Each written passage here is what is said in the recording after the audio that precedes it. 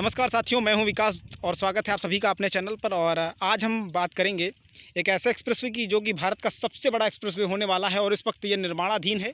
यहाँ पर एक्सप्रेसवे का निर्माण चल रहा है और मैं आपको बताऊँ ये इस वक्त हम खड़े हैं उत्तर प्रदेश राज्य के उन्नाव जनपद में और ये बिरसिंहपुर क्षेत्र है और यहीं से ये एक्सप्रेसवे निकल रहा है।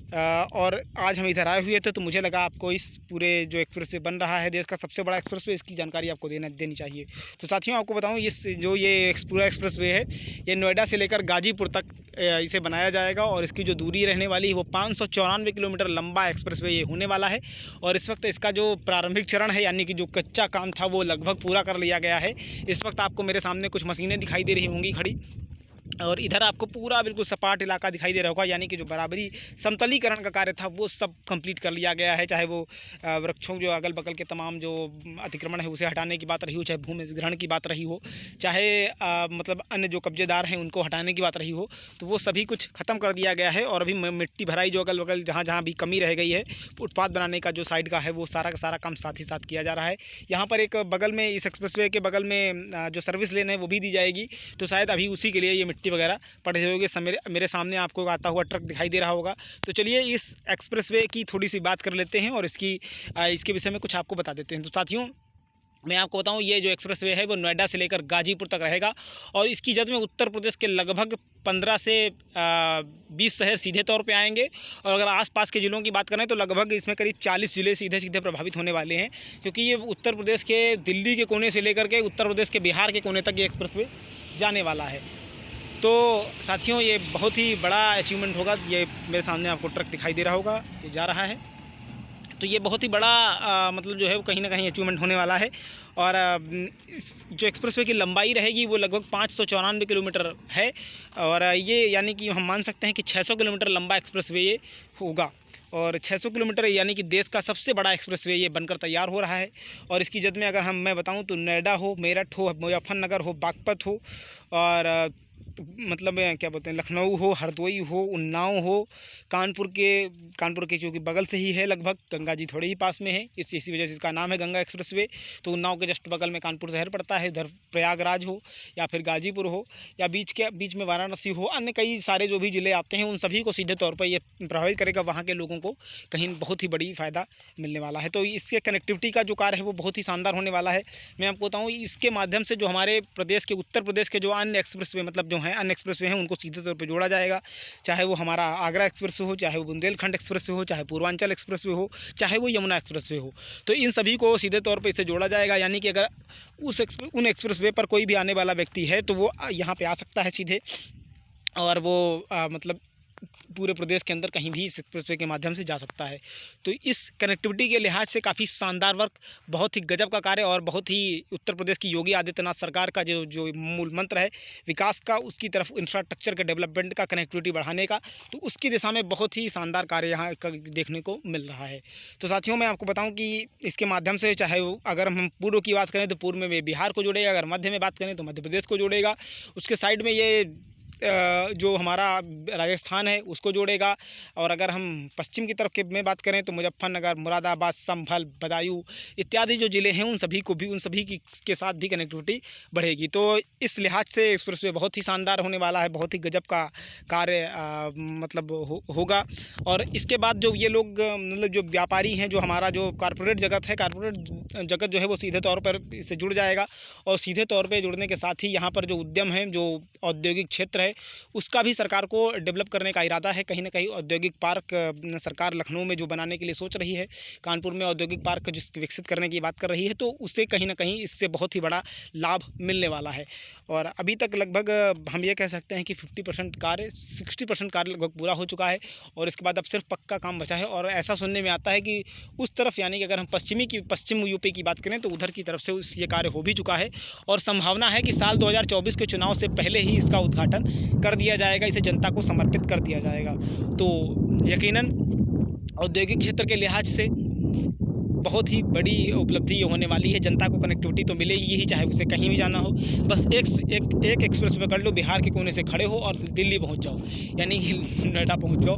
तो इससे बहुत ही बड़ी उपलब्धियाँ हासिल होने वाली है। तमाम इसके आसपास जब निश्चित रूप से कोई भी एक्सप्रेसवे डेवलप होता है तो औद्योगिक इकाइयों को कच्चा माल लाने के लिए, अपना माल इंपोर्ट करने के लिए, एक्सपोर्ट करने के लिए, या मतलब कहीं भी दूसरे राज्य में सेल करने के लिए जाने के लिए बहुत ही गजब का होता है, क्योंकि माल ढुलाई कहीं ना कहीं ट्रकों के रास्ते से होती है, जो बड़े बड़े सरकार मतलब जो प्राइवेट जो ढुलाई के संसाधन होते हैं उनसे होती है, तो उनको आने जाने में कहीं ना कहीं दिक्कत हो रही थी। शायद इसी वजह से सरकार का ये ड्रीम प्रोजेक्ट था, और इस ड्रीम प्रोजेक्ट का लगभग 50% से ज़्यादा कार्य का यहाँ पर पूरा कर लिया गया है। और उम्मीद है कि जो है बहुत ही जल्द जनता को बहुत ही बड़ी एक ये मतलब जो है सहूलियत मिलने वाली है, बहुत ही बड़ी राहत मिलने वाली है, बहुत ही शानदार कार्य यहाँ पर देखने को मिलने वाला है। तो साथियों, जो हमारे देश के माननीय प्रधानमंत्री नरेंद्र मोदी जी हैं, जो हमारे देश के मुख्यमंत्री योगी आदित्यनाथ जी हैं, तो उनका कहीं ना कहीं ये विज़न है कि हमारा समृद्ध यूपी हो और उत्तर प्रदेश रहे, और जिसे मोदी जी कहते हैं कि सबका साथ सबका विकास, और योगी जी कहते हैं कि उत्तम प्रदेश हमारा उत्तर प्रदेश हो, तो उस दिशा में यकीनन ये मील का पत्थर साबित होगा। बहुत ही बड़ी उपलब्धि यहाँ पर हासिल होगी, बहुत ही शानदार कार्य यहाँ पर मतलब इसके बनने के बाद होगा। और यकीनन अभी आप देखिए कितना मतलब सपाट तरीके से आपको इसकी कितनी चौड़ाई नज़र आ रही होगी। मुझे लगता है कि लगभग ये इसकी चौड़ाई की अगर हम बात करें तो लगभग 50 मीटर से ज़्यादा ये चौड़ा होने वाला है। शायद मेरा आंकड़ा कम है, ये लगभग 75 मीटर के आसपास इसकी चौड़ाई होगी, और भी हो सकता है ज़्यादा ही हो, हालांकि मैंने नापा नहीं है। तो अब आपको मैं अगर दिखाऊं तो इसके दोनों लेन को मैं आपको थोड़ा सा पास से दिखा देता हूं कि इसके दोनों लेन मैं आपको दिखाता हूं पास के, कि इसका एक लेन कितना चौड़ा होने वाला है और दूसरा लेन कितना चौड़ा होने वाला होगा, तो आपको आंकड़ा हो जाएगा। और बाकी बात अभी हम इन भैया लोगों से बात करेंगे, जो यहाँ पे कर्मचारी हैं, जो यहाँ पे काम कर रहे हैं, इन लोगों से हम बात करेंगे तो ये लोग हमें बताएंगे। अब यहाँ से मशीनें काफ़ी हटा ली गई हैं, क्योंकि इधर का कच्चा काम हो गया है, बाकी जो भी काम रह गया है उसके जल्दी से मतलब वो भी निपटा लिया जाएगा। उसके बाद में वही गिट्टी बेड़ी वगैरह पड़ के इसको फाइनल कर दिया जाएगा। तो मेरे सामने आपको थोड़ा सा ले चलते, तो अभी आप यहाँ पे देखिए, यहाँ से आप देख सकते हैं ये इधर का एरिया है और ये इधर का एरिया है, तो बिल्कुल जस्ट डिवाइडेशन आपको साफ साफ दिख रहा होगा। बगल से ये बीच में जहाँ पे हम खड़े हैं ये डिवाइडर का एरिया होने वाला है, ये इधर जाने के लिए, इधर से आने के लिए। तो इस तरीके से ये बहुत ही गजब का कार्य यहाँ पे देखने को मिल रहा है। साथियों, अब हम चलते हैं यहाँ पे जो डंपर वाले हैं, इनसे हम बात करेंगे, इनसे बाइट लेंगे और इनसे जानेंगे कि आखिर मतलब जो है अभी तक कितना काम हो चुका है और कितना बाकी है, और क्या 2024 के लोकसभा चुनावों से पहले सरकार इसे जनता को समर्पित कर पाएगी, इनका लोकार्पण कर पाएगी। तो चलिए जानते हैं हम सामने जो यहाँ के कर्मचारी हैं, जो अपना श्रमदान कर रहे हैं, यानी कि अपने आप को मशीनें यहाँ पे चला रहे हैं, जो कर्मचारी हैं, उनसे हम जानेंगे कि आखिर और उनके विचार इस एक्सप्रेसवे को लेकर क्या हैं। तो चलिए हम उनसे बात करते हैं।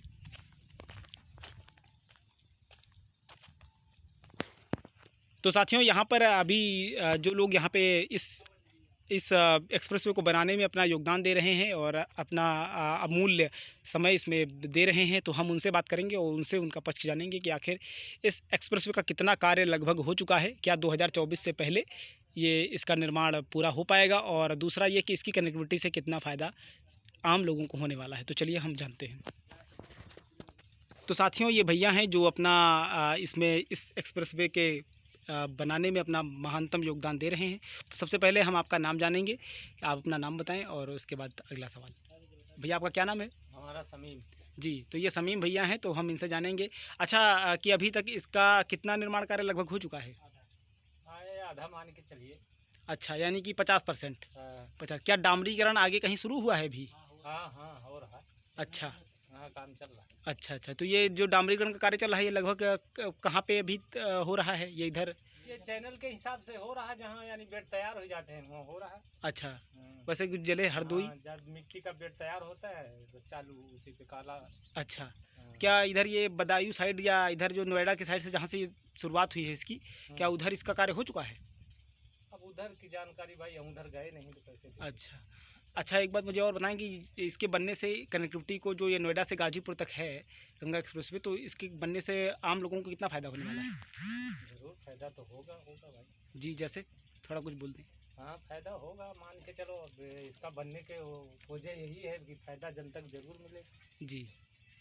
आने तो जाने का सुविधा सही हो जाएगा। और क्या, जो अच्छा। रास्ता 4 घंटे, जो 4 घंटे की है रास्ता, वो 2 घंटे में आदमी सफर करेगा। जी जी जी बिल्कुल।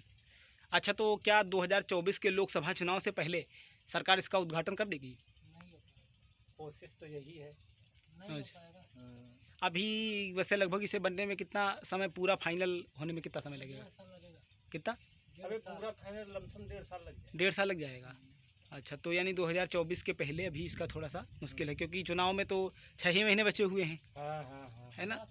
चुनाव का पहले नहीं होता है। हाँ, चुनाव से पहले मुश्किल है। तो साथियों, यहाँ पे जो भैया हैं वो ये बता रहे हैं कि 2024 के लोकसभा के चुनाव के पहले अभी थोड़ा सा मुश्किल लग रहा है, क्योंकि बड़ा प्रोजेक्ट है, 594 किलोमीटर का लंबा कार्य है, बीच में करीब 50 ज़िले इसकी जद में हैं।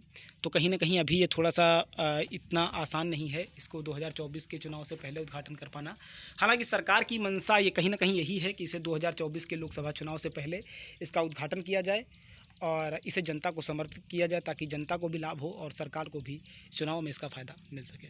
तो साथियों, आज के इस ब्लॉग में अभी के लिए इतना ही। मिलते हैं फिर किसी अगले वीडियो के साथ। तब तक के लिए मुझे दीजिए इजाज़त। आप सभी ने इतनी देर सुना, इसके लिए आपका बहुत बहुत धन्यवाद। Thank you very much.